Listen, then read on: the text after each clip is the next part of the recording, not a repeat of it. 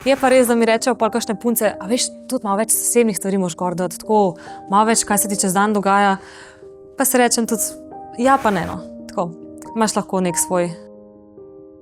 Sam določaš, kakšno vsebino bi rad predstavljal ljudem in jaz enostavno družbena omrežja trenutno dojemam kot neko mojo glasbeno platformo, kjer objavljam, kaj se mi v glasbenem svetu dogaja, no. Saj sem pa kaj tudi pač kaj deliš tako privat zasebnega, ampak moram reči, tlele so pa spet malo mediji krivi, ker je danes postal Instagram vir novic.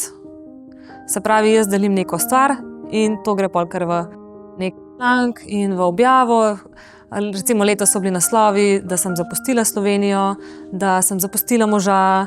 Tako v bistvu, se pravi, itak naslove naredijo take, da pač moraš klikati, a to se res zgodilo. Ampak pol si kar malo jezen, ko vidiš, kakšne vsebine na koncu ustvarjajo članek. Recimo šla sva z mojim Anžetom na sprehod na hrib v naši vasi, na Sveti Peter. On je dal neko sliko gor in pol je bil kar članek iz tega, da pač on boža tam enega konja in si res rečem, a o tem pač zdaj se pač piše, no to pa res mislim. Tako da pa si rečem, daj pusti zaseben življenje, naj bo pač najin, to, kar so pa javno, pa pač ne se vidi, sej.